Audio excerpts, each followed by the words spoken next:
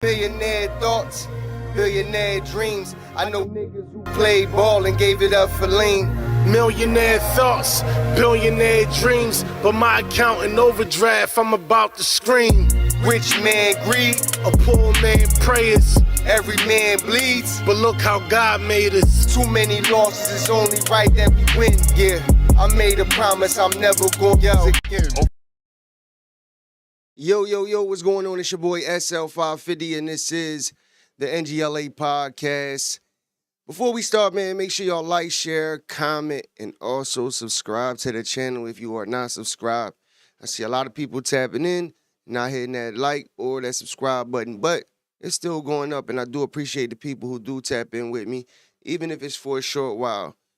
So today we're going to tap in with Karoline Leavitt. She had a press conference yesterday. Yesterday I didn't go live because I had to catch up on some sleep. I've been real tired lately, and I guess I've been overworking myself. But it's all good, because I gotta keep it consistent, and that's what it's about. So also we're gonna tap in with We Got Receipts podcast. She has some footage of all the stuff that's going on in DC with all of these agents and police arresting protesters and people interfering with whatever. Just a bunch going on.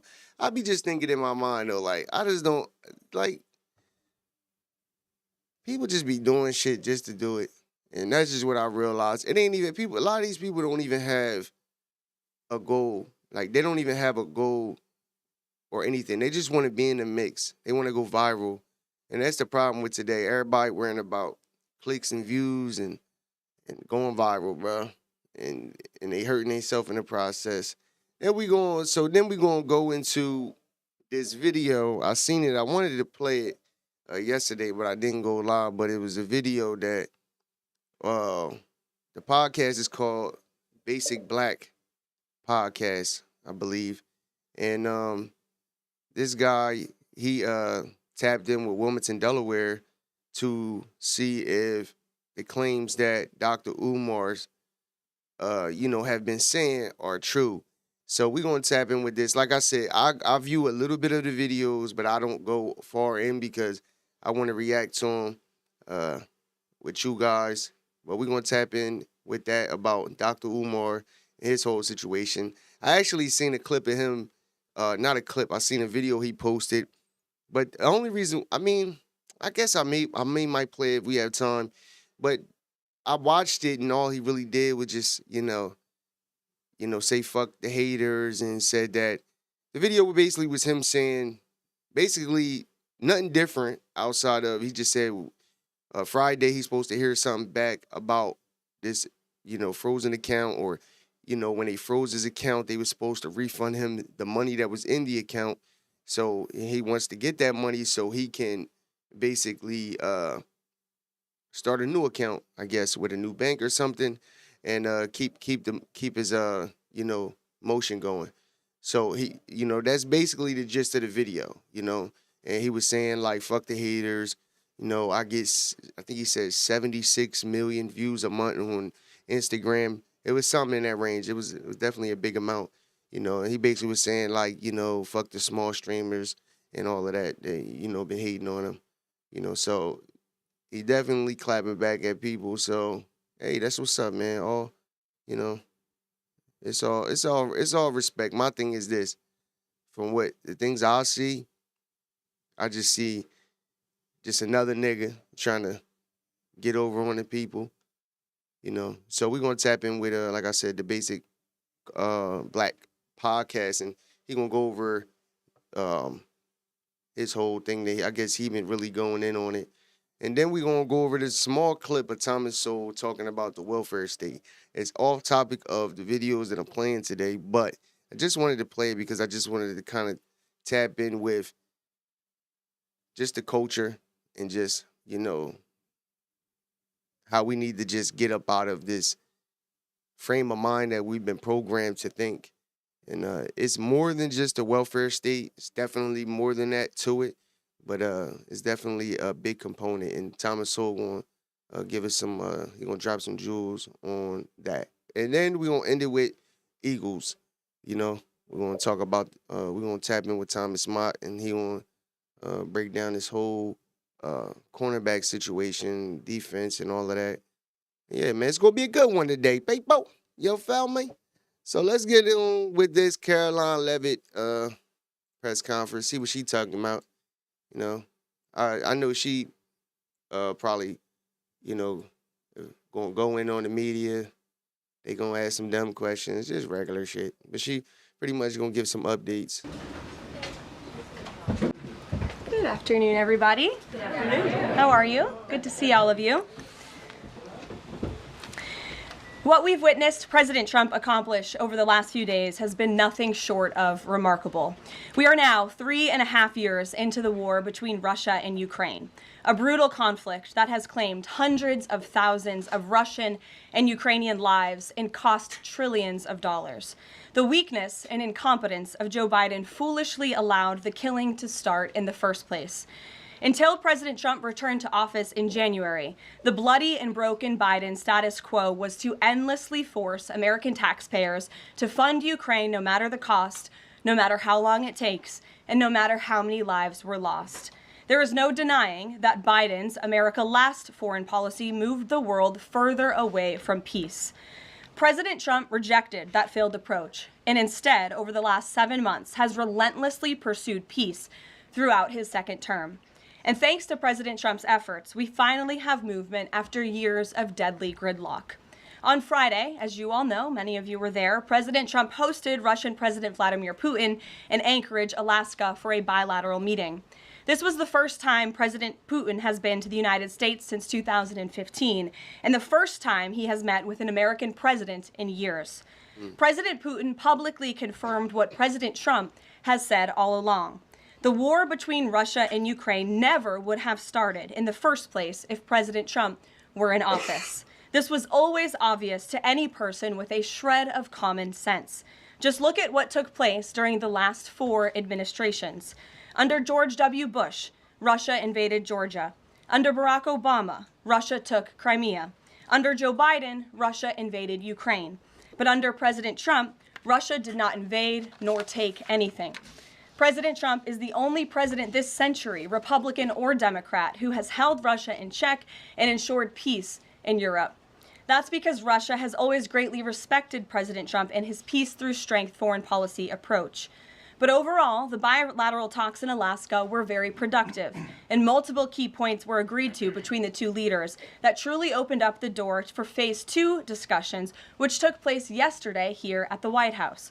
Within 48 hours of that meeting in Anchorage, I may add. As you all know, there were many European leaders here, as well as Ukrainian President Zelensky. They all traveled here to meet with President Trump to maintain the momentum and work toward a lasting peace. Across the board, every leader credited President Trump for his decisive leadership that has reignited the dialogue in hopes of finally bringing this war to a peaceful conclusion. 2 quotes in particular capture the progress that was made and the optimism moving forward. Finnish President Alexander Stubb. Hey, yo, hold on. Yeah, I gotta bring it up on the Big John. Hold on. Come on. There you go. That's a, look at that picture. It's like the big homie there. Like, yeah, boss. Yeah, boss, we gonna stop the war, boss.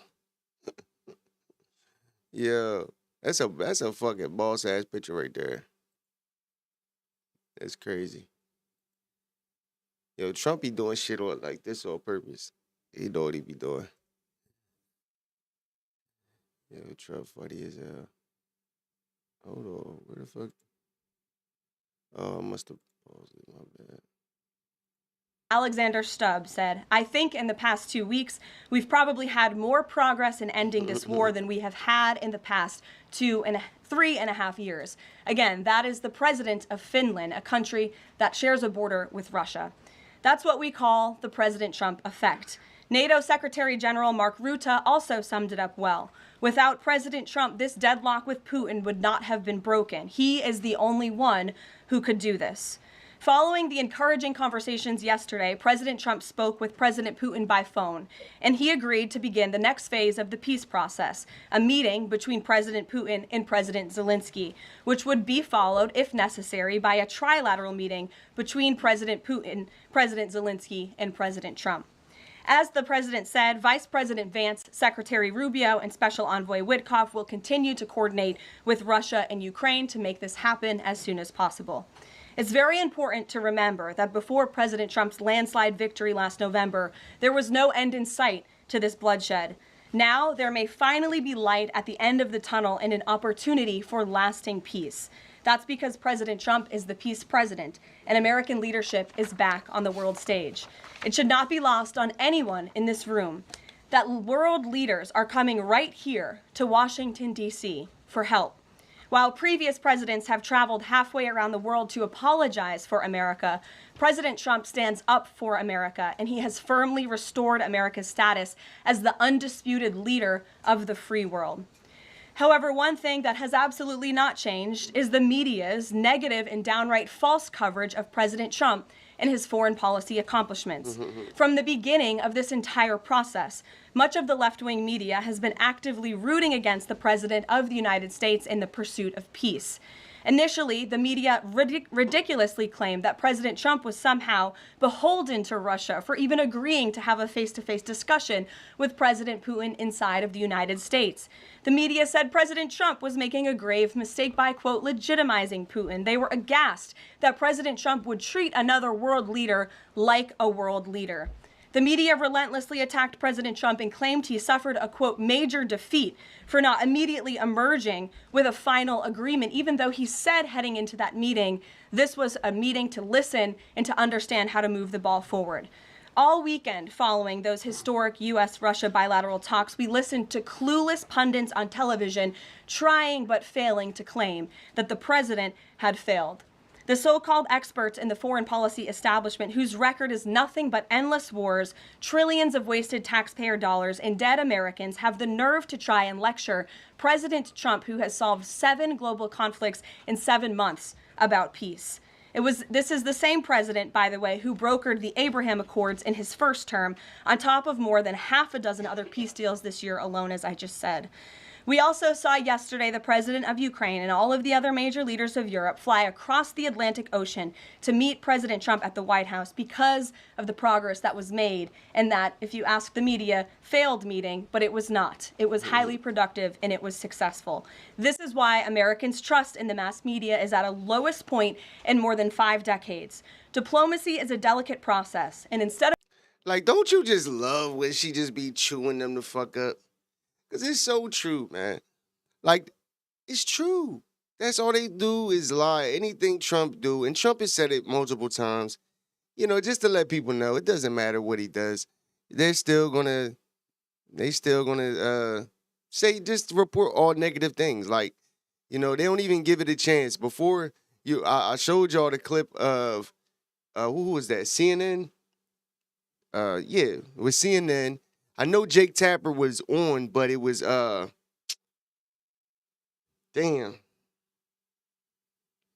His name is right there. But anyway, when they thought they was off, they thought they was muted and off air. Well, they thought they was off air, but they was saying basically how they can see the headlines now when they was making up headlines already trying to make Trump look like this whole meeting that he had with Putin,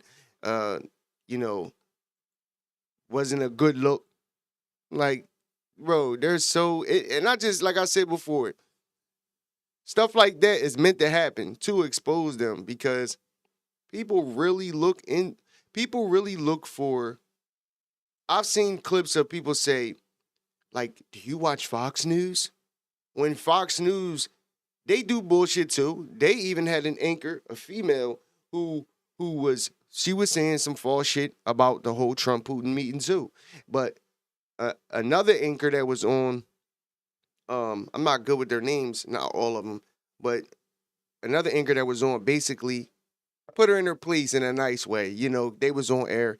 But basically, what she was saying was negative, like, the whole meeting, it wasn't a good look type of thing. And he basically said, well, Sean Hannity said that this was a 10 out of 10 and this and that and the third. So, basically put her in her place because she was speaking false shit, and that was on Fox.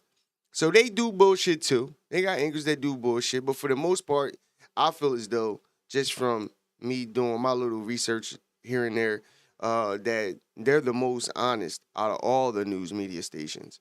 Like, it's not even close. Like CNN, MSNBC, ABC, all of them, all reporting straight lies, bullshit, 99% just garbage. And, and then they'll try to glaze Donald Trump here and there, just like Hillary Clinton trying to glaze Donald Trump about the Nobel Peace Prize, if he could stop this war and whatever. But bro, it's nothing they can do at this point. It's nothing they can do. Nothing. Like, nobody respects the news. Nobody respects anything that most Democrats even say, because they know that they're being lied to. People have awakened. They have awakened. And they open their eyes because they understand that, first of all, we broke as ever. Rent, gas, food, everything is high as ever under Joe Biden. And the only person in the last 4.5 years who has been doing anything that is beneficial to American people is Donald Trump. And that's a fact. That's a fact. It's not one thing that people can name that Democrats have done that was positive for American people. I don't want to hear no fucking bullshit about reproductive health and all this dumb shit. I don't care about any of that dumb shit. I don't believe in it. So that is irrelevant to most people. That is like Donald Trump said, that's a 97-3 issue. Meaning 97% of people don't believe you. We don't care about it. You know what I mean? That's it. Like, it's not even nothing to talk about. You know what I mean? People care about that Bosky, that mozzarella, that fettuccine Alfredo. Niggas want that money. Niggas want that money. And under Joe Biden, niggas was broke, pop, struggling, check the check, not making it. Motherfuckers becoming homeless, all types of shit. Everything negative was at an all-time high under Joe Biden. So I don't want to hear people trying to debate with me about Donald Trump being this and that and the racist and that. Shut the fuck up. Shut the fuck up. Instead of reporting the facts about what is happening here at this White House and what is happening between this president and other leaders around the world, many outlets in this room continue to try to actively undermine the president. Every week, Karoline Leavitt gets sick on these motherfuckers. Trump be like, skid him. President and sabotage the efforts towards peace. That is why I felt the need to set the record straight. In other news, on the home front, President Trump's efforts to make D.C. safe again are working. There have been a total of 465 arrests since the start of this operation on Thursday, August 7th. Last night, there were a total of 52 arrests, including the arrest of an illegal alien MS-13 gang member with convictions for DWI and drug possession. Thanks to President Trump's leadership and the outstanding work of both federal and local law enforcement, dangerous gang members like the one picked up last night will not be allowed on the streets of our nation's capital. Other arrests last night included assault with a deadly weapon for stabbing, parole violation for robbery, murder, outstanding warrant for attempted murder, assault on federal law enforcement officer, and felony assault. 4 more homeless encampments were also removed during yesterday's reporting period. To date, a total of 48 homeless encampments have been cleared in Washington, D.C. by multi-agency teams. MPD patrol units are actively working with city officials to locate and clear additional encampments and remove homeless residents off of Washington's streets. And despite fake narratives from the media, again, a significant number of the arrests have been in high-crime areas of D.C. In fact, nearly half of all of the non-illegal alien-related arrests have occurred in wards 7 and 8, the 2 wards that have the highest number of violent crime, as well as homicides and assaults with dangerous weapons last year. So while Democrats continue to coddle violent criminals, President Trump and this administration are focused on putting them behind bars and unapologetically standing up for the safety of law-abiding American citizens and the. See, I want to say something because people see this right here is different than, like, let's say, like, I can understand people protesting, like, for instance, like the war on drugs, right? Back in the 70s and 80s, right? Because during that time, it was a targeted, basically, hit on black communities, black and brown communities with drugs. They were purposefully put there, just like liquor stores, just like check cashing places. Like, don't get it fucked up. Don't think that I don't know the history of America, and especially black history. I'm not sitting here saying that I'm a scholar, far from it, but I'm a student of knowledge. And this right here, people are out here protesting. They're arresting illegal aliens. They're arresting criminals. So at this point, see, back then, it was a strategic hit on black communities, because, communities were together. People knew each other. Like, you had parties like the Black Panther Party who, were for the people, really for the people, real activists who really cared about their communities and really stood up for their communities. Even when their own people went out there selling drugs and stuff like that to their own community, they was pulling up on you, But when you have the resources to basically put crack cocaine in every single hood around the whole nation, like, that joint spread like it was like that. It spread crazy, like, in all across the nation. And that was a strategic hit, not only to get people on drugs, but to also arrest the black man, take the man out the. Everything was always designed to get the man out of the home. See, women can say all they want. Oh, men ain't shit, men ain't this, men ain't that, right? But back when men were men, it was strategic for the government to get the man out of the home, because the man does what? The man brings structure, the man brings protection, everything. A man. You know what I mean? But we're going to talk more about that when we play this Tom and Soul clip. But when they go and arrest these people, it's like one of them things where I'm like, look, because people out here, I'm not gonna act like I'm in DC and I'm in these raids and I see this shit going on. I'm pretty sure there's some bullshit going on. People, being targeted. I've seen a video where one of the people just pulled up on a random people like, oh, can I get your ID? So he seen them smoking and he said that they smell weed. So he was the only one smoking. But it's like, dog, nigga, keep it moving, nigga. Fuck you, nigga. I don't got to give you shit.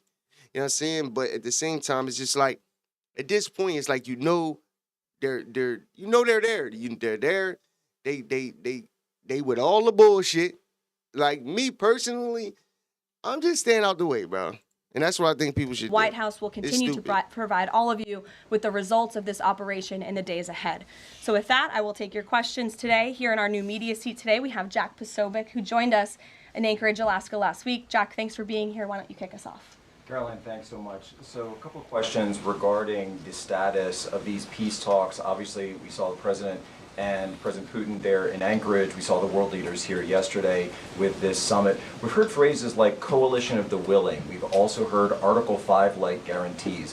When it comes to the security guarantees, what is the current status of that? I know the President earlier today mentioned boots on the ground would be UK, France, Germany possibly, but unequivocally said no U.S. troops on the ground, but U.S. coordination. Can you elaborate on that, and what would the red lines be? Sure. Well, you got to the heart of what I was going to say to all of you today on security guarantees, which is the president has definitively stated U.S. boots will not be on the ground in Ukraine, but we can certainly help in the coordination and perhaps provide other means of security guarantees to our European allies. The president understands security guarantees are crucially important to ensure a lasting peace, and he has directed his national security team to coordinate with our friends in Europe and also to continue to cooperate and discuss these matters with Ukraine and Russia as well.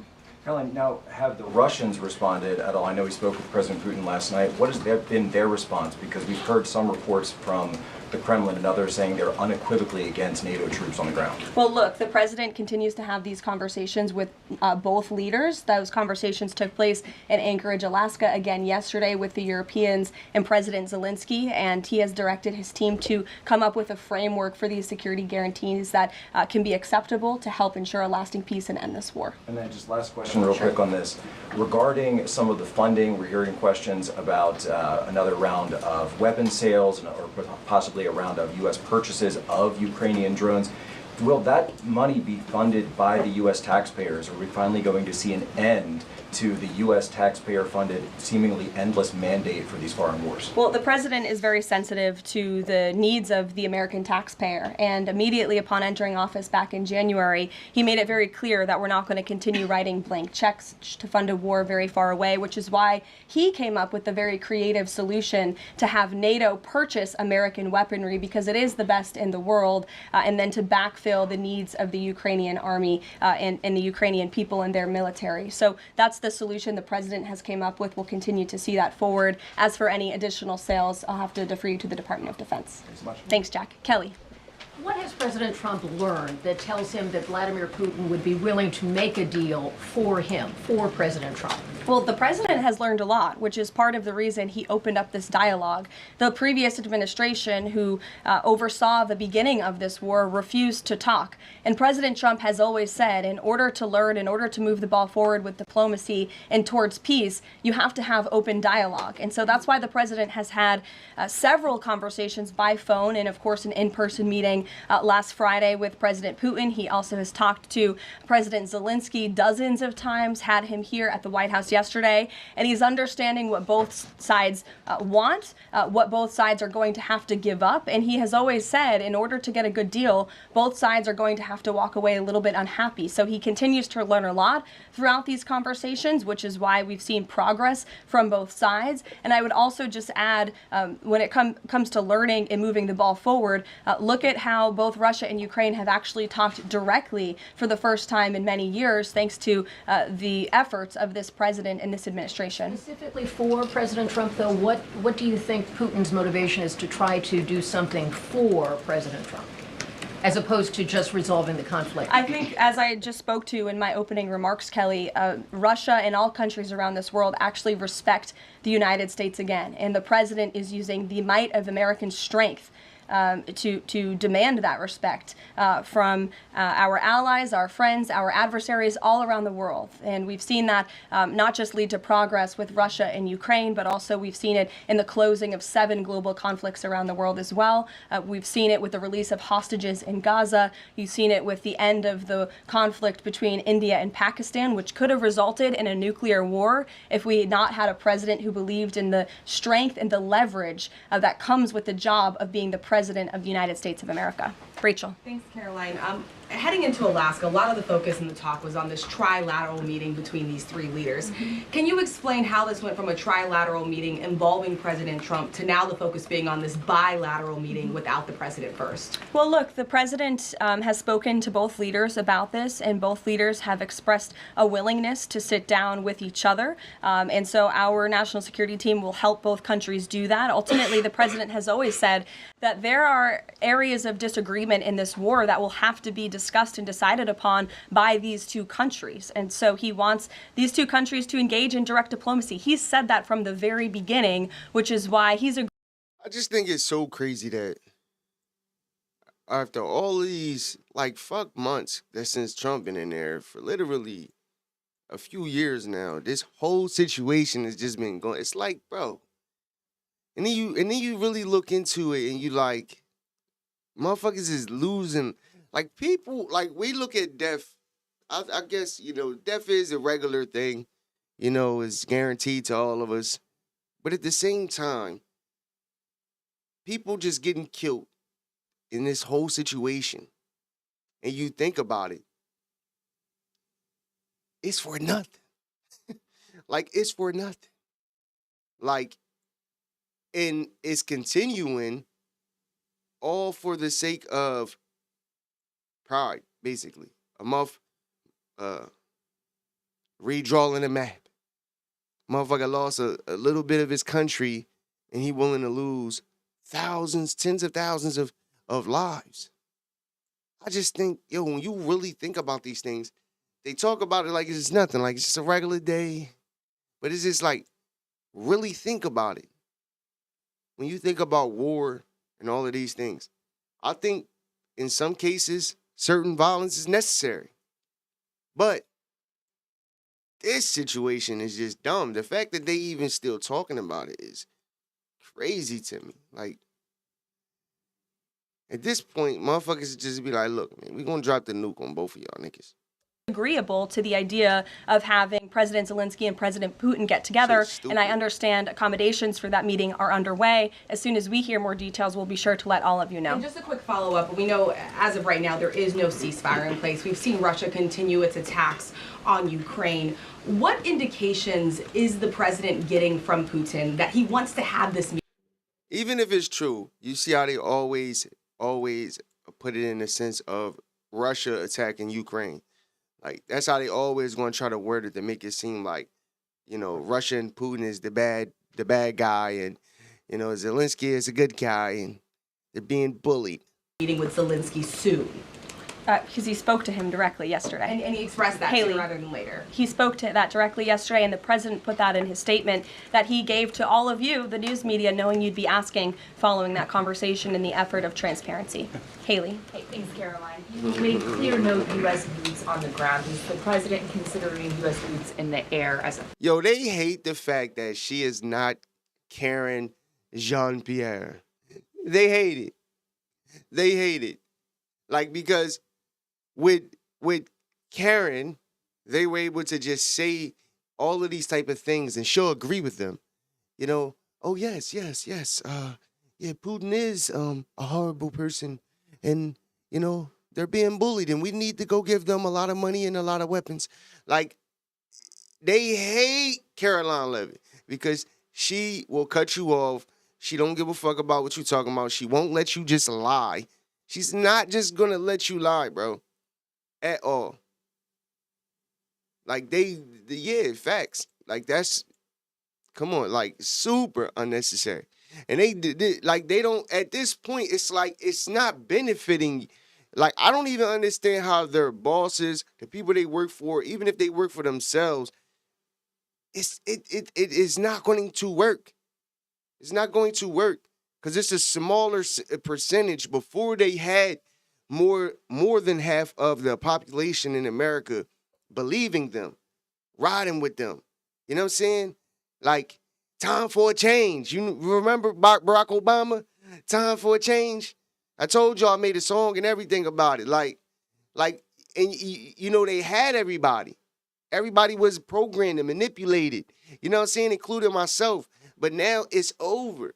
It's over. That's why it's so funny, like, seeing her, like, really just crush these people with their bullshit conversations. Look, that was something the president mentioned on his interview this morning. It is an option and a possibility. I won't certainly rule out anything as far as military options that the president has at his disposal. I'll let him do that. I can tell you he's definitively ruled out boots on the ground. Sure. Thanks, Tara. Just about the possible venue for the talks. Can you confirm that Putin suggested Moscow as a venue for the bilateral talks? And if so, doesn't that indicate that Putin is perhaps not serious about this, that he's suggesting a venue that there's no way that Zelensky is going to go to? Look, I'm not going to litigate the private conversations between the president and President Putin, aside from what the president himself has already spoken on. But I can tell you there are many options that are being discussed by our national security team right now with both parties. Can you give us an indication of where? I just told you we'll provide you details as soon as we can. Thank you for trying, though. Libby. Karoline, Like, why would she tell you? the National Guard troops. Idiot. How is the White House coordinating with These how people they're kill placed me, in bro. DC, what areas? And then also, how long should people here in the district anticipate the National Guard to be on the ground patrolling the streets? I don't have a timeline for you, Libby, but we will keep you posted on that. I think the president, as you know, and this administration, he came to this briefing room with members of his cabinet to lay out the rationale and the reasoning for federalizing the National Guard here in Washington, D.C., and for our work with the Metropolitan Police Department to make our district safer. We've seen violent crime has taken the lives of far too many residents here in our nation's capital, and the president wants to make it safe again.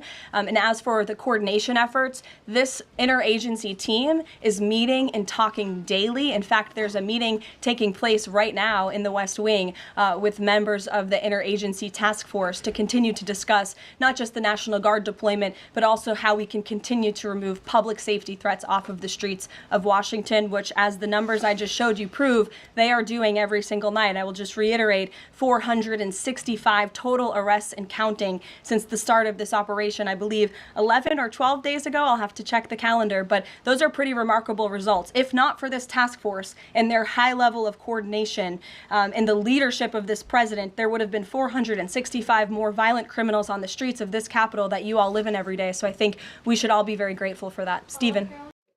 All right. Y'all want to tap in for the rest of that press conference? Go, just, type in Karoline Leavitt press conference today. Just go to the White House page. But we're going to move on. Speaking of D.C. and everything that's going on in D.C., we're going to tap in where we got receipts and watch this video of motherfuckers getting arrested and type shit.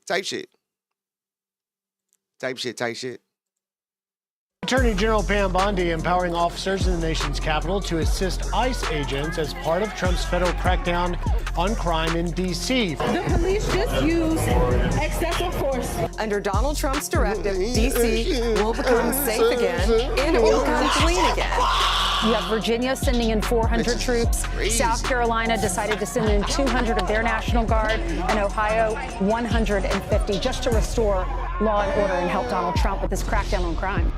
This shit is so stupid. Follow the cops home, starting with the highest-ranking ones. More unhinged protesters who have not learned their lesson. Let's go. So this guy was apparently heckling cops, saying that they were going to get sued. Watch what happens to him. What the are you even doing? This is not federal property. That's across the street. That is city property.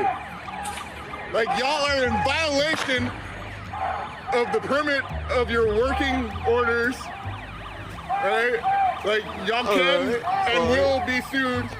You're in violation of the permit of your working orders. Sounds like a freaking lawyer. What the f is wrong with you? Oh, the cops see him. What the fuck is wrong with you? Yeah?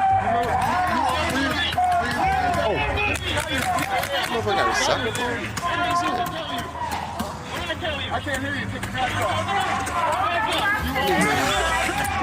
Oh my god, so the guy says, I can't hear you, take your mask off, and then the cop just sprays him in the face.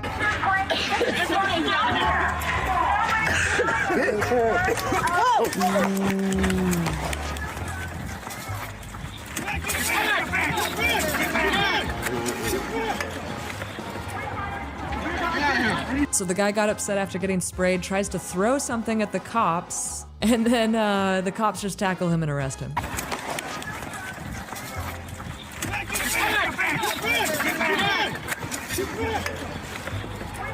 This brave soldier in D.C. was trying to interfere with an arrest of someone skipping their transit fare.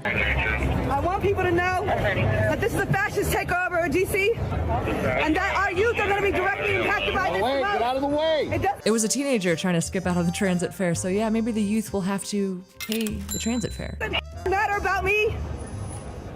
I will be fine. Our kids will not be. Yeah, they. We know damn well you ain't having no fucking kids. You can look at her and tell she ain't having no fucking kids, boy. Hold on, look at her. She says she's having kids. Hold on. Kids will not be. Yeah, they. Her kids will not be. Shut the fuck up.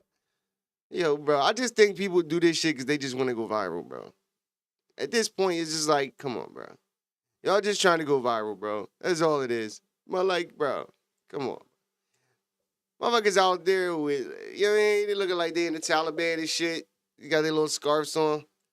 Like, bro, it's just dumb. This is so dumb. This is a fascist takeover. They're taking over our community. They might have to pay a fine. Shut the fuck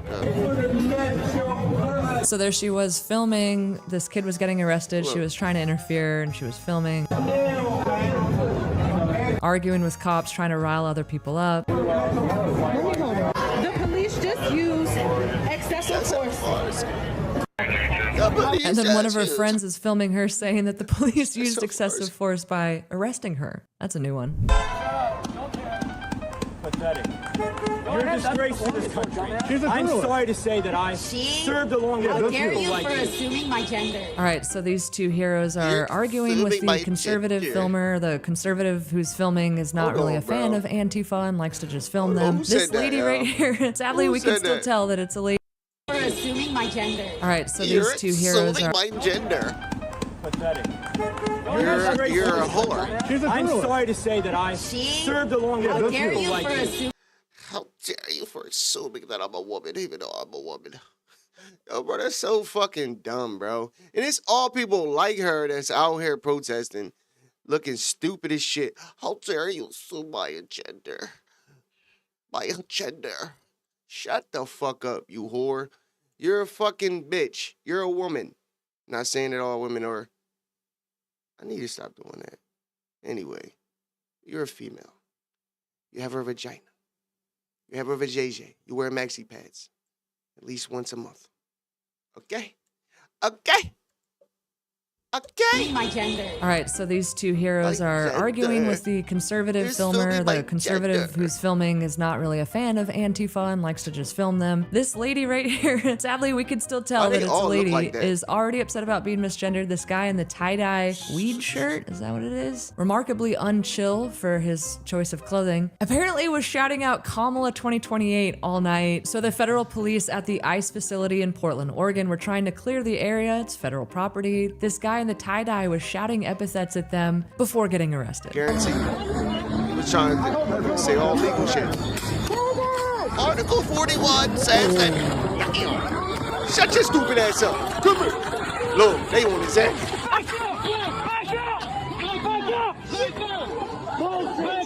That's bullshit. How though that nigga yo. Bullshit. He does not need to be tackled like that. And a wild scene in San Bernardino, California yesterday where the cops are trying to make an arrest. A bunch of residents are super pissed off, start screaming at the cops, and then one swings at them. Guess what happens to him?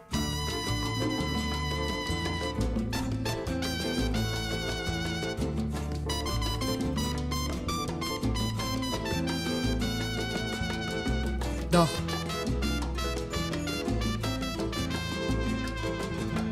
What is going on?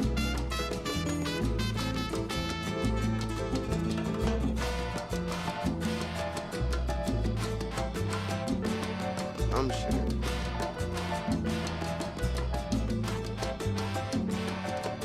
Now you're going to jail for assault on a police officer, dude.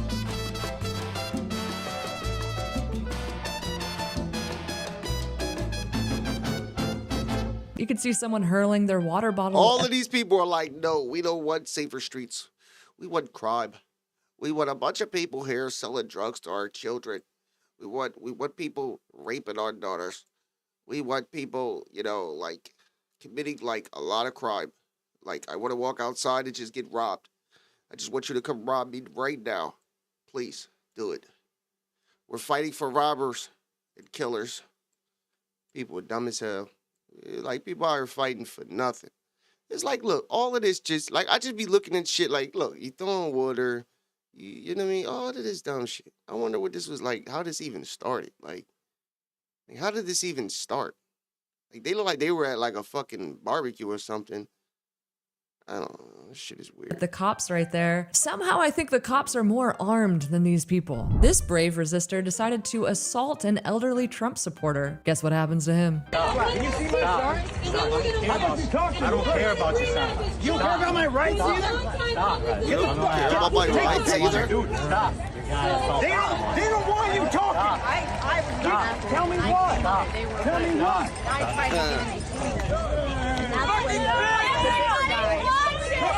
Everybody's watching. I see you. I see you. These people are so weird. That motherfucker can't do any worse. Fuck with that horse. That motherfucking horse kick your little ass. Oh. I like how the guy's still resisting. He's doing like a plank on his knees. It's like 3 cops right there and a horse. Bro, I think you're getting arrested. This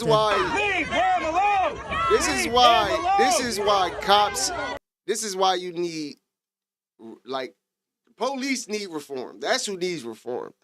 They need reform too. Because it's taking 3 of these motherfuckers. They weak as shit. It's taking 3 of them to struggle with this bony ass white boy. Like, what? They struggling. Look, get down right now. Put your hands behind your back. You should be intervening. Man. Intervene and do your job. That's enough cop. That's enough cop. Everybody got their phones out. Look.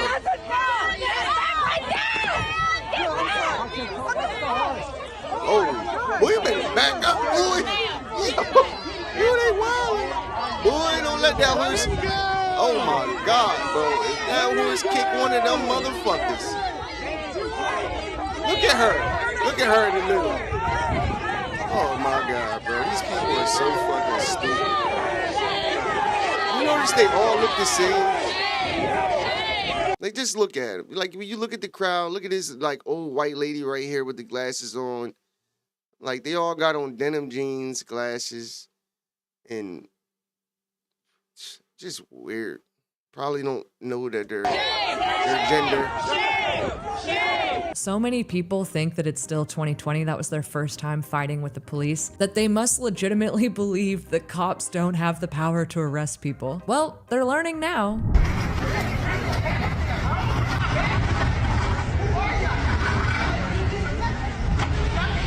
What is going on?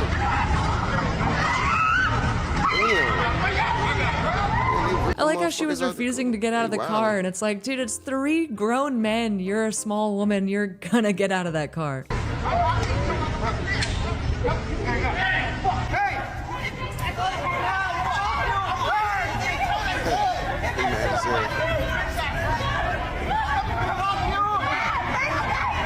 is going on?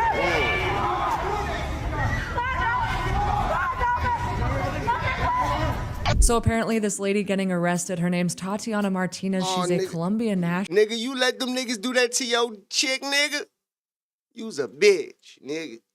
You's a bitch. It seems like she's an undocumented immigrant. She's also an influencer. So she was streaming, I think, at the time, or she was recording a TikTok video, perhaps, when she was arrested by police. Tatiana Martinez apparently has been doxing ICE agents for a long time. In other words, resisting the new policies that are trying to clamp down on illegal immigration that tens of millions of Americans voted for in the last presidential election. Here's her getting arrested from her vantage point. Espérate, no, You're going back to Colombia. Sorry. güey. No, espérate. You're not coming back over the Espérate, border. me voy a dejar, pero espérate. Espérate, me voy a dejar, pero espérate. Espérate, me voy a dejar, pero espérate. Does she not know she's in America? Me voy a dejar, pero espérate.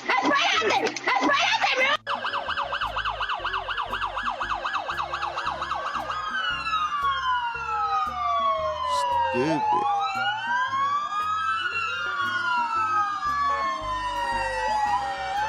She must have been a popular influencer since she can afford to buy a Tesla right there. Wouldn't that be funny if while she was recording a video doxing ICE agents, someone came up and vandalized her Tesla? This story is crazy. This dude is a Mexican national. He was wanted for burglary. The ICE agents were out in California, and this genius decides to brandish a machete at US Border Patrol. Watch what happens next. Oh, he wildin'. Oh, they hot right out on his ass. Come here. Where you going, S.A.? Come here. Come here. He's slow as hell. He's slow as shit. Yeah.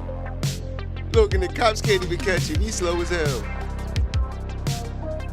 Hey, yo, this is funny.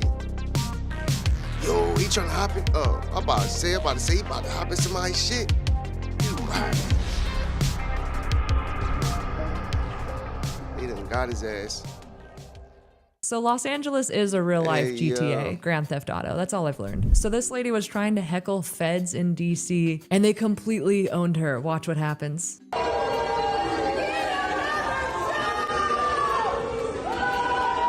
weirdos, bro. They all just weirdos, bro. Just weirdos. Comes down to it, they ain't with none of the smoke.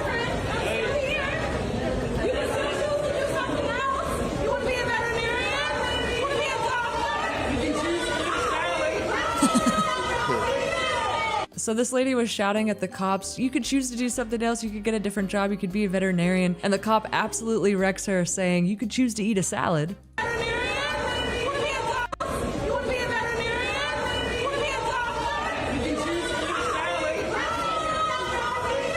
A lot of cops have been angry for a long time, especially since 2020. Let's just say the gloves are finally off with a lot of the police around the country. These cops are being taunted by hecklers, and let's just say this cop is one of the best comebacks of all time. Is your... Oh, you guys are ruining this country. You know that, right? Liberals already ruined it. Oh, there we go. Okay. Even the protesters can't help but all go, oh! Can we see some badge work, guys? His property. Hey, guys already ruined it. No number, no ID, no name. This is a democratic process. It looks like it. Can we see some badge work? I love how the best comeback he has is just to ask for the guy's badge number. Can we see some badge work? Already ruined the country. Hey, man, can we see some badge work before you go? Tell on yourself, you know that, right? Can we see some badge numbers? Hey, sorry. Get the plates, bro. Get the front plate. There is no front plate. Oh, weird. Oh, so you guys, is this legal? Get the front plate. There is no front plate. Is this legal? Aw.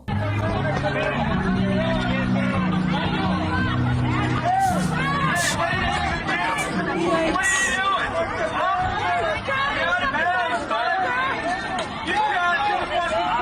I like how all the protesters always shout, whose streets, our streets, and the second the cops come out, they run away. All right, they're arresting this guy right here. They say, that guy just said he was arrested for narcotics, so he's either a homeless man or a drug dealer here on the streets, and now he's being taken by, it looks like we got the police and Secret Service. There you have in the bag whatever he was selling. You know it was fentanyl. Get that shit off the streets. Amen. He's being taken off the streets. Right now we have the FBI, the police, Secret Service. You got about... Coward! Why is it always a horizontally challenged female? It's always a fat chick, out of shape. Oh my god. Fucking nut. No. Stay away from homeless people! You fascist fuck! Oh my god. Get the fuck out! This lady arrived and she is screaming in the megaphone. Like, they literally don't have anything to say, so they just say anything, pretty much. Anyway, let's move on. Y'all pretty much get the gist of that. Just a bunch of motherfuckers running around doing a bunch of nothing. Motherfuckers ain't got no jobs, broke as hell, doing a bunch of nothing, wasting people's time. Anyway, let's tap in with this guy talking about, got like a good half hour left. So we're going to tap in with the Basic Black podcast. He's talking about this whole Dr.Umar thing. It is me. It is Reginald Ifatunde Jackson. Better known as Reggie with the Basic Black Podcast. Hey y'all, I'm actually putting out a really quick, totally Bro, they just could be done hollering, better doing a video, bunch but of I think nothing. for the situation, it needs to be put out there They now. fucking up the volume. To everybody who's given money to Dr. Umar Johnson, I strongly advise you stop. In a effort to try to figure out what the situation is, I reached out to the city of Wilmington, Delaware, and I had correspondence with with Daniel T. Walker, who is one of the managers and deals with communications and whatnot. I received an email back from him about an hour ago. And pardon me if I look away from the screen, so I'm actually looking at a different monitor, but I want to read this to you. Unfortunately, the statements made by Dr. Umar are simply untrue and inaccurate. City of Wilmington has issued numerous communications concerning the two properties, and the communication from the property owner has been infrequent and scarce. Our goal is to simply ensure the properties come into compliance with existing regulations. This is true of our approach to every property in Wilmington and ensures our buildings are safe and constructed adequately. We have a process to follow. The motion notice he received is another step that we will process. We invite Dr. Umar along with every property owner to communicate with our offices and determine the appropriate next steps of any property that enters in this phase of enforcement. Even this week, our office has contacted Dr. Umar, and I'm going to scroll down a little bit. Y'all got to forgive me. I got to get some. The office has contacted Dr. Umar this week and has, inviting him once again. So he's lying to you, inviting him once again to comply with our regulations and speak with our delinquent accounts team and Department of License and Inspections to determine the path forward. Ladies and gentlemen, the Prince of Pan-Africanism is a liar. The Prince of Pan-Africanism is a liar. The Prince of Pan-Africanism is a liar and a grifter.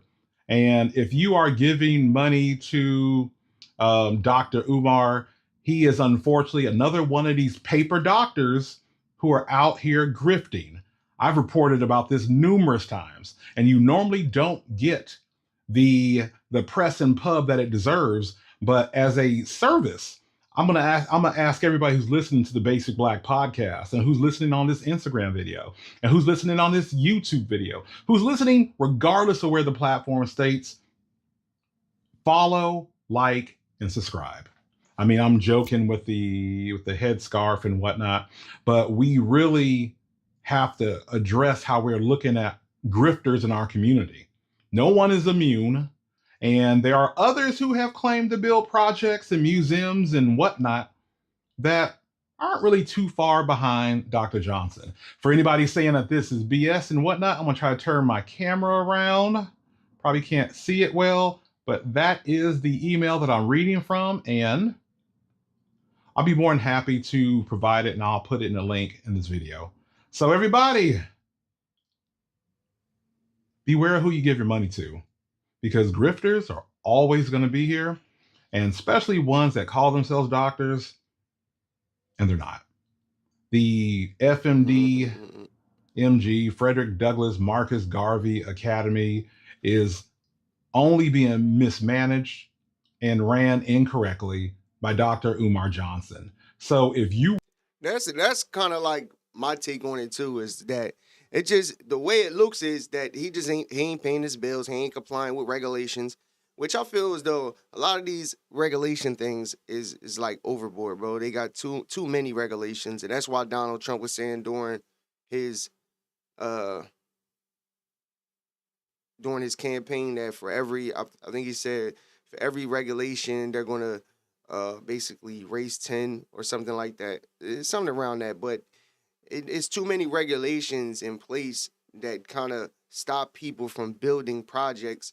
So I can see, Dr. Umar kind of going through some dilemmas with, certain regulations.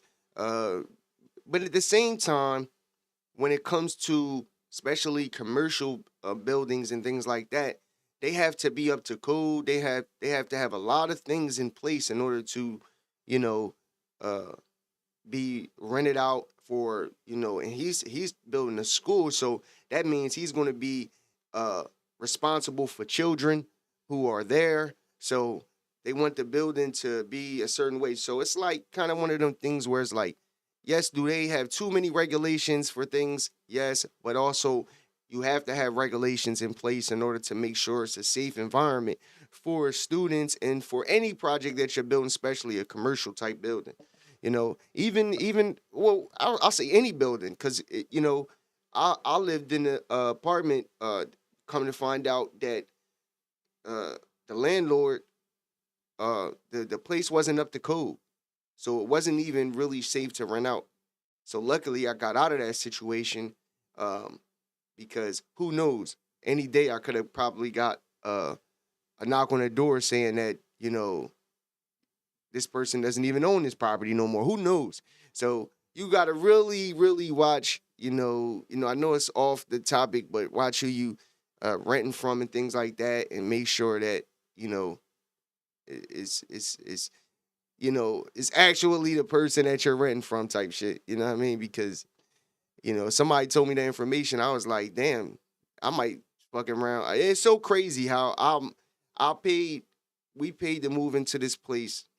I paid about $3,000, and when we moved in, tell me how the water wasn't even on. The neighbor down, this is the shit that you go through when you living in the hood. So we had to get the fuck up out of there, and he was mad because I wasn't paying. I had purposefully held money because I'm like, dude, like, the water ain't on. I don't even know if you paying the water bill. The fucking neighbor did some shit. Poppies be knowing how to do shit. So he somehow got the water working, but we never even knew. I was living there for like 2 months and didn't even know if this dude even paid the water bill. Like, so you paying? He want me to pay rent for a place that the fucking oven didn't even work. Just dumb shit, bro. So, but anyway, that was a little off topic, but with this guy, Dr. Umar, man, he's right though, man. You do gotta watch who you donate money to, man, because not everybody has the best interest of the community they so-called representing, and he be on, he just seemed like another dude that's just taking advantage of the black community, the poor, hitting people with the hope and, using big words and making people believe that, he's in this upper echelon of intelligence, and you need to follow me because I'm giving black people freedom, when really all you doing is selling hope, bro. You selling hope to people, but meanwhile the community's still shit. Every people's you focused, they be focused on racism when you need to focus on the community and shit that's going on in the community right now. You know what I'm saying? Trying to bring people together, trying to build businesses. So, mainly kids, because at some point, man, people just gone. He ain't no coming back for them. So that's why do you think the government and people focus on the children? You know what I'm saying? They going after the children with the homosexual shit, the transgender shit, and all of that, because they already know most people that's my age and maybe your age, who knows, I don't know how old you are, but they're not going after you because they already know you already set in stone on the things that you believe in. So they go after the children. So you got to just protect that, man. You know what I mean? So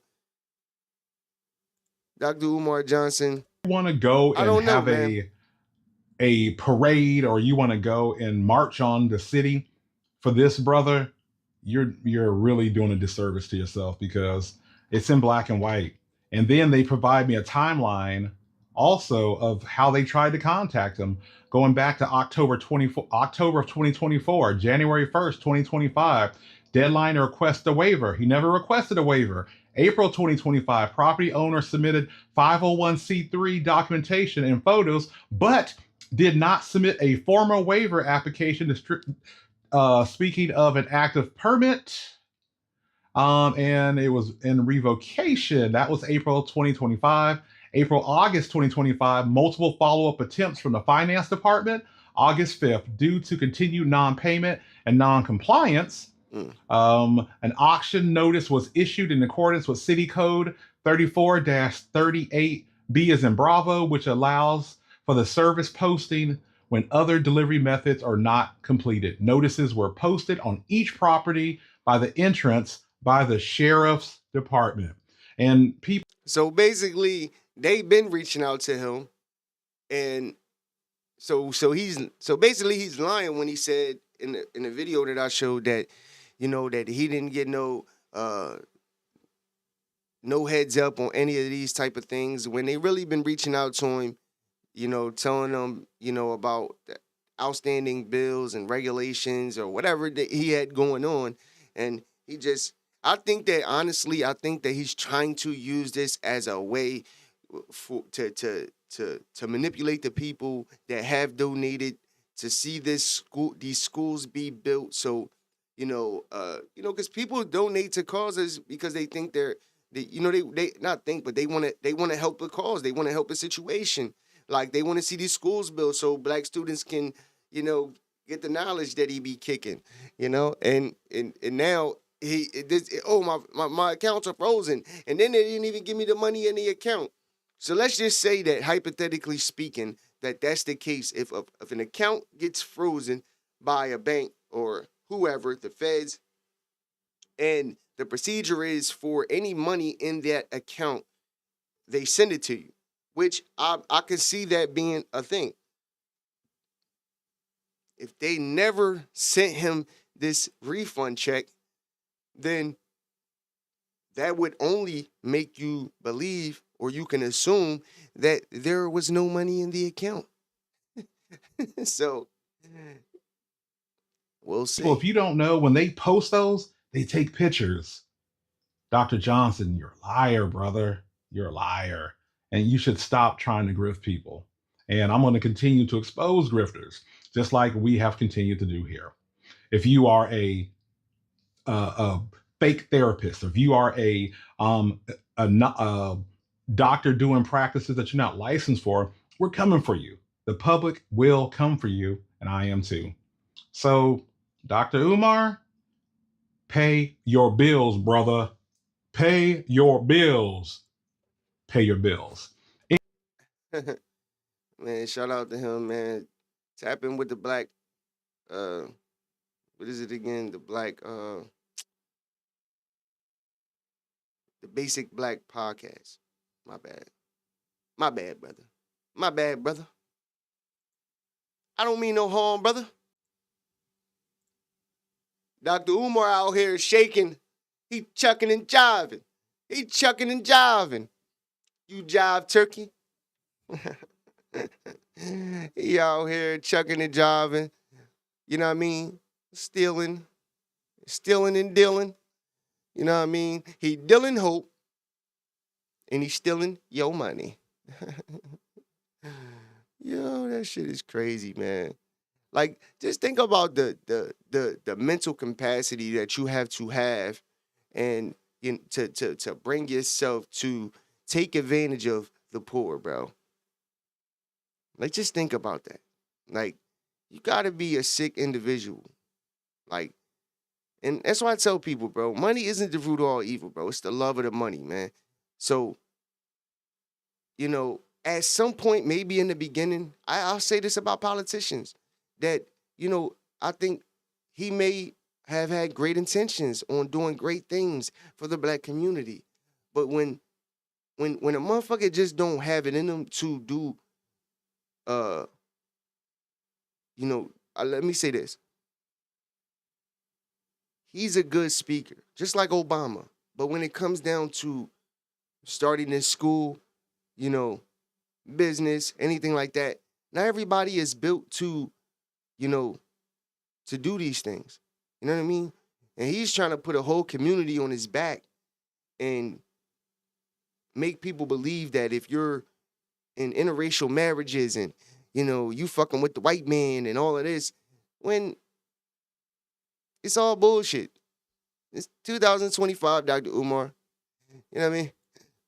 Like, you out here trying to crucify people for, fucking with white people or, like, what, man, shut the fuck up.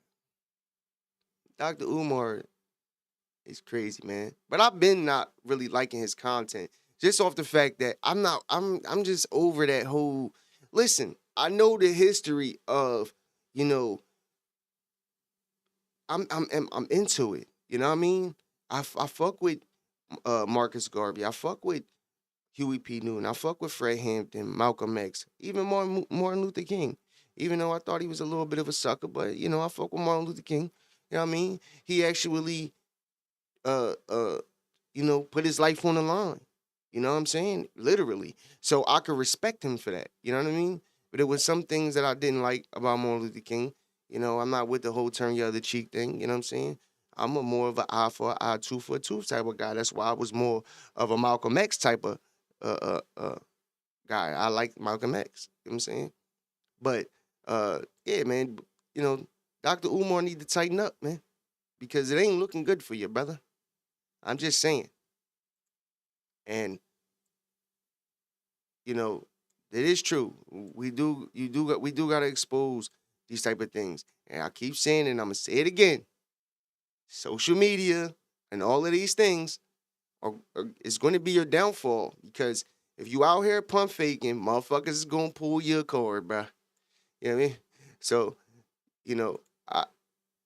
I'll keep it. I just gotta keep it real because that's just me. But hey, so Dr. Umar gotta get his shit together.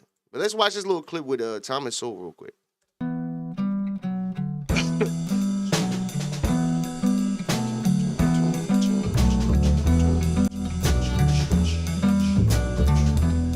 What the welfare system and other kinds of governmental programs are doing is paying people to fail. Insofar as they fail, they receive the money. Insofar as they succeed, even to a moderate extent, the money is taken away. This is even extended into the school systems, where they will give money to schools with low scores. Insofar as the school improves its education, the money is taken away, so that you are subsidizing people to fail in their own private lives and become more dependent upon the handouts. We have expectations built in today about the quality of life, the quality of job, the level of income for which one expects in return. Why? Because we look at the level around us that it takes us to have a fairly decent level of income. No, that's not why. I may have all sorts of expectations. The question is, what can I do? If someone else is subsidizing my expectations will be far higher. Insofar as the Center for Advanced Study was subsidizing my expectations a few years ago, I refused to work at UCLA for the normal full professor's salary. Why should I, when I can get the same money for being at the Center for Advanced Study with no hours, no duties, and no classes? Cut off welfare tomorrow. What will they do? What will be their immediate response? At what price to their small children and to their middle-aged children? That's what they prey on. Yes, they'll get a job. In fact, the statistics show that women, in fact, are the most successful through the employment program. But what has to supplement that, typically, is the provision of some kind of daycare arrangement. Either the individual woman has to earn enough money to be able to pay privately for her daycare, or in fact she is, quote, subsidized through this insidious corrupting set of programs run by the federal government, which in fact makes her employable and a taxpayer. It's an interesting notion of trying to get people in a productive mode. Tom Sowell. It's incredible the way you start the story in the middle, as if there's a predestined amount of poverty, a predestined amount of unemployment, and that the welfare system is not itself in any way responsible for that. There is a predestined 20% of the bottom half of the population. I have never, that's always been true. There's going to be 20% at the bottom. I agree with you. It's also true that 20% of the bottom population doesn't have to be living on the government and ruled by the government. You mentioned, for example, the female-headed household. Many of those, in addition to the grown woman who has all the kids, are teenage pregnancies. There's not a predestined amount of teenage pregnancy. I grew up in an era when people, and particularly blacks, were a lot poorer than today, faced a lot more discrimination than today, and in which the teenage pregnancy rate was a lot lower than today. I don't believe there is a predestined amount.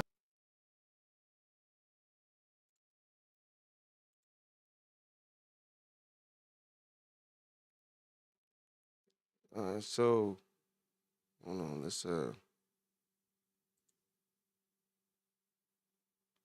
so I don't so anyway, something happened with says something we detected anyway. Anyway, let's move on. Let's move on to the conversation about that video, because I don't want that video to stop my video. So some just happened with it. But anyway, um, so Thomas Sowell is a very, very smart man. You know what I mean? And I started getting into some of his work, uh, and he be breaking stuff down. And basically all it boils down to is that these programs and things were put in place for the black family to fail. It's just what it is, bro. Because if it was really if it really was a subsidy to help black families, then why is one of the components for you to get welfare for the man not to be in the home? Like, I literally knew people who, like, uh who basically, the man wasn't on the lease, any of that, because in order for them to get HUD or welfare, that was one of the criterias. So just really think about that. You know what I mean? Like, really think about that. Yeah, so I believe that video was doing something, because now it's back saying that it was regular. So I guess they was going to shut my video down. So just to be safe, I stopped it. Like, I thought it was you can't play certain videos on depending on where it's coming from, but So anyway, we saved it. I saved it anyway. But yeah, man. But people really think that welfare, like, people really be fighting for welfare, but don't understand what they fighting for. And the bottom line is this: is that if they didn't have welfare, uh, people would be forced to go get jobs and work and things like that. The problem is that they it's now at a point where things are so expensive that most households have to have two incomes in order to survive. And then you have, daycares who are taking care of your children, which I don't fuck with daycares. None of my kids have ever been in daycare and won't be in daycare. You know what I'm saying? I don't care if I got to work 24 hours a day, 7 days a week to pay all the bills. I'm going to do that, because I'm not putting my kids in daycare. I really don't even want to put my kids in public school. But at the same time, I do, because I believe that kids have to have a social life. So, but, people, we have to, I'm not, I believe that, well, in some cases, it can definitely be a tool to help you, because especially right now, shit is so expensive. But, if things come at, where things are normal and, prices is regular, man, people need to just shoot for the stars, bro. Everybody need to be shooting for the stars, bro. Fuck selling drugs, fuck, robbing and all of this stuff. All it does is take your life away, because that's all that's eventually gonna happen. You sell drugs, all you're doing is killing your community. If you sell drugs, all you're doing is eventually lining yourself up to be put in jail for 5 to 10 years. If you rob people, you might as well have committed homicide, because yeah, the first time you might get lucky and get 5 years, like I did. But I'm telling you, they give you football numbers for robbery. And, like, this is no joke. You know what I'm saying? And then, everything else is just goofy. You know what I'm saying? So it ain't even nothing to speak on. But at the end of the day, we need to tighten up and be teaching our kids, education. And when I say education, it means teaching your kids about business, teaching them about credit, teaching them about how to be an entrepreneur, not necessarily how to be a worker. Not everybody is going to be built to start a business or anything like that. But we in the day and age of technology, there's so many different ways to make money. And if you're not teaching your kids how to, build their credit, like I wasn't taught these things at all. Everything that I know is pretty much getting information from, other people and just learning myself, for the most part. Like I didn't grow up having my people was teaching me about credit and how important it is, and you know, uh, my dad always was, pretty much which ain't nothing wrong with, but teaching me, make sure you work and make sure you have a job, make sure because his whole mindset was taking care of the family, which I respect. You know what I'm saying? But I wish he was really more on, building credit and things like that, because he was doing them things. Like my dad, has good credit and everything. Um, I watched my mom struggle for years. She from the hood, and going through these different, avenues that we struggle with. You know what I'm saying? Like, and now she's in a good state. But she struggled too, and it's just life, bro. But we gotta have that mindset of building young kings and queens, and having you know our kids thinking about entrepreneurship and being bosses. That's how I'm coming with my kids. I be talking to my son 15. I'll be coming to him all the time. Like he want to be a rapper. That's cool. But at the same time, I know what comes with the rap shit and all that. So if you gonna do the music, if he gonna do music, he gonna do it anyway. So I'd rather be um in it with him to where I could, show him the avenue to go down, because, if not, if you let your kids just be rapping about the street shit and all of that, which I don't, I'm not with none of that. If we gonna do anything, we gonna write music for the women. You know what I'm saying? But we gonna keep it. He's 15, so we gonna keep it PG for sure. And also just make good music, because you can make good music without cursing, without talking about street shit. Like I've done it, you know what I mean? And my son is doing it too. So you know, but that's what I'm teaching my kids. I'm teaching my kids about financial literacy and things like that. I can give two shits, and I keep it a bean with my kids, uh, especially my oldest, because he the oldest. He 15. So I'll be telling him all the time, like, listen, I don't care about school. I don't. You know what I'm saying? Because college is really just a scam. Depending on what you going to college for. You know what I'm saying? If you're actually going to college to be an engineer or something like that, that's gonna get you good money coming out of it, where you could pay down that debt fast. Or if you're getting a scholarship, shit, take advantage of that. Of course, you know what I'm saying. There is benefits to college for sure, especially networking. Um, especially in networking. You know what I mean? Because you meet people from all over. So it's a good networking tool. It's a good social school, a social tool.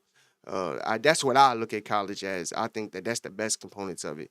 You know, because a lot of the education part is bullshit. They teach you a bunch of dumb shit that just don't matter, and it's not gonna make you no money in life. So that's why I'm teaching my kids about credit and making sure that they come out into life thinking about credit, thinking about, building their credit. And I'm trying to help my son do these things early on, before even 18. So he come out the gate already with money in an account, all that. You know what I mean?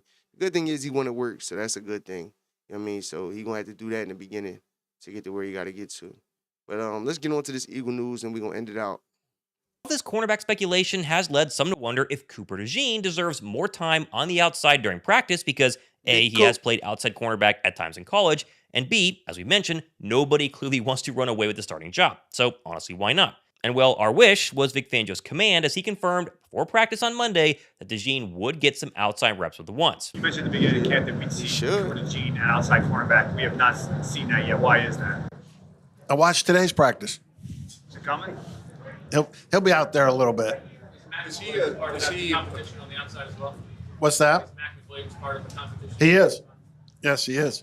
And what do you know? He didn't lie. Cooper, sure thing, lined up against Devontae Smith for a few reps on the outside with the ones and, by all reports, held his own. Now, of course, to be clear, it was limited reps for Cooper DeJean on the outside. He's not going to start versus the Dallas Cowboys as the other outside cornerback opposite Quinyon Mitchell. What Vic Fangio is clearly doing here is that he's making sure he has a contingency plan in case Bennett, Dory. I think Cooper DeJean should start at cornerback. He a dog. If not cornerback. Well, they said it. They got him on the depth chart as cornerback, but in nickel. So, but I think he'll be great at safety or cornerback. But I think he'll be like really, really good at safety, to be honest. which I know he ain't gonna be in, but I think he'll be Jackson, like, Keely super Ringo, good at Mac that Williams, position. none of them work out halfway through the season. They're going to rotate through all of those guys until they figure out who's the official starter. But if none of them actually work out, then He's a DeJean dog. is kind of the emergency option right now. And so you at least got to get him some reps, but he's not starting week 1. Right now, I think the true base defense is Quinion and Adoree on the outside, with Reed and Drew Makuba, interesting there at safety, and Cooper DeJean in the nickel. And by the way, yes, it does seem like Drew Makuba's turnover-heavy performance versus the Browns on Saturday has helped his case to potentially nice win the starting interception. job. So he continued to get first-team reps, mixed in, though, with Sidney Brown at Monday's practice. Moving over to some other interesting notes, and how about Zach Bond finally returning to team drills on Monday, lining up as the starting linebacker alongside Jeremiah Trotter Jr. and Jahad Campbell. A very welcome sight, as the All-Pro has slowly been working back to the field all training camp long, following this minor back contusion that really didn't make any sense. And Bond's DC thinks that his presence on the field is really going to help not only Jahad Campbell, but Jeremiah Trotter Jr. feel even more comfortable at the inside linebacker spot going forward. Yeah, he's been getting better and better each and every week. Like I say, he still has his hiccups. But I do think he's getting better and better and better. And, you know, Bond's going to practice some today for the first time in a long time. You know, and he'll get in there some with Bond. Trotter will also. So that will settle him down, too, a little bit, hopefully. As far as the injury report went this week, and Kenyon Green actually back for the first time in a limited role. Good to see. Lane Johnson, though, he was limited but set out with rest. Everyone else, though, who we thought would be on the field was, and the rest of the injured guys have been that way for the past couple of days, so overall, a good sign. Need that boy Lane Johnson. A good sign for everyone except A.J. Brown, who, what do you know, once again did not practice with that hamstring injury, making it now 18 days since A.J. Brown has completed a full training camp practice. And beat writers are trying to drop some careful hints right now, pointing out that we should not expect to see A.J. Brown on the field for the remainder of the preseason. And honestly, it's a little bit concerning, but as of right now, we have no other choice than to believe the bevy of reports coming out of Philadelphia that A.J. Brown is fine, it's all precautionary, he will play week 1, and yet, with A.J. Brown's injury and now the John Mechie trade, it has made me wonder a little bit about the current state of the actual hamstring. Which of course leads me to the actual John Mechie trade, now over 48 hours ago. My first thought instantly was, is A.J. Brown's hamstring okay? But after doing some thinking, I don't think that was the reason. I mean, listen, it could be the case, but Philadelphia really seems to like the young receiver core already on this roster. Obviously, including Jahan Dotson, who has said time and time again that he's night and day better heading into year 2 in this system. And also, by the way, had a great practice to start the week, beating Cooper DeJean twice and Quinion Mitchell once on multiple routes. Plus, obviously, don't forget about the preseason Game 1 superstar in Darius Cooper, who, by the way, cooked Keely Ringo on back-to-back plays with the twos during Monday's practice. Need I say more? If Philadelphia does need wide receiver depth, then A.J. Brown is going to miss some games. Why not just trust the guys you've been working with all offseason long instead of bringing in fresh meat just, 1 or 2 weeks before week 1? So personally, I think the least likely reason why Philadelphia traded for John Mechie is because of A.J. Brown's injury, and so it's a possibility, but the lowest on my list. So why did Philadelphia make a move for a wide receiver with all the promise in the world coming out of college, obviously dealing with the wild leukemia situation, beating that, returning to the field, and then not really showcasing much the past 2 seasons? Well, what about trade bait? I've seen a ton of wild rumors all over the internet that Philadelphia simply was trading for John Mechie because they have another much bigger trade in plan, and I've thought about it, and it's just a little bit hard to believe. And listen, I know Jordan Schultz did tweet this a couple of days ago saying, quote, text from an AFC GM, don't think Eagles are done with trades. There's so many picks next year, and that team is always going to be aggressive. We got hell of picks next year. But with that being said, I can't figure out who Philadelphia would actually trade for. Like, okay, let's just assume Jahan Dotson is at the center of all this, hence why how he traded for a wide receiver. But if you wanted to go with, say, Trey Henderson, for instance, who reportedly is finally officially, wink, wink, being shot by the Bengals this week, but he has an asking price of a first-round draft pick plus 1 to 2 starter-level players in exchange. And so the idea that the Bengals want Jahan Dotson when they already have T. Higgins and Jamar Chase, plus Howie giving up another player on top of Dotson and a first-round draft pick and $40 million a year, Trey Hendrickson, he's never been in play, and this move by Philadelphia on Sunday does not get him anywhere closer to being a bird. The only real trade ideas I could come up with is Jahan Dotson and a pick for some sort of corner. Obviously a need for Philadelphia. What about Cleveland's Denzel Ward? Since the Browns were just in Philly for joint practices, and obviously Howie has a relationship with the Browns GM, Andrew Berry. This makes some sense. I would personally take Denzel Ward in a heartbeat, but do you think Cleveland wants to get rid of a 28-year-old top 5 cornerback in the league on a very team-friendly contract signed through 2027? I don't think so. The other name that I can throw out is Seattle cornerback Tariq Woolen as kind of a real option, mainly due to the fact that he's unsigned, entering his final year, what is a very cheap rookie contract. But then again, when the Birds have just traded for Woolen a couple of weeks ago instead of trading for Jacorian Bennett, honestly, I've racked my brain about who Philadelphia could be gearing up to go ahead and get. I ain't gonna lie, though. The John Mechie trade is a little, it is a little weird, though. I ain't gonna lie. In a way, I like John Mechie. I think he's gonna be, definitely good, especially in that, especially in like a slot position. I think he's gonna be good, but at the same time, he's just not gonna get the burn. He's just not, So it is kind of weird, especially you got Devontae, you got AJ, you got Jahad Dawson, you got the rookie Darius Cooper. So, and but what I heard Johnny Wilson going to tight end, which I think is great, honestly, because he's a big receiver. He'd be great at tight end. That's what I'm hearing. But he was on the receiver depth chart too, Johnny Wilson. So, it's kind of weird. So maybe how we got some shit up his sleeve, man. But yeah, man, we gonna end the show right here, man. Your boy got to go to work, unfortunately, man. This was a good one today. I will be back live tomorrow for sure. You know what I mean? Bringing something new and fresh. I'm trying to tap into some shit, man, but I might just keep the shit the way it is. Kind of giving a little bit of this, a little bit of that. You tell me, man. I don't know. But this your boy SL550. It's the N.G.L.A. podcast, man. Make sure y'all like, share, subscribe to the channel. It costs you nothing. It costs you nothing to hit the like button, nothing to hit the subscribe button for your boy and help him build up this channel. You know what I'm saying? A channel is nothing without the chat. You know what I'm saying? So thank y'all for coming, tapping in, whether it was for a little bit. Still truly appreciate it. It's your boy SL550. I'm out. Millionaire thoughts, billionaire dreams. I know niggas who played ball and gave it up for lean. Millionaire thoughts, billionaire dreams, but my account in overdraft, I'm about to scream. Rich man greed, a poor man prayers. Every man bleeds, but look how God made us. Too many losses, it's only right that we win. Yeah, I made a promise I'm never gonna lose again.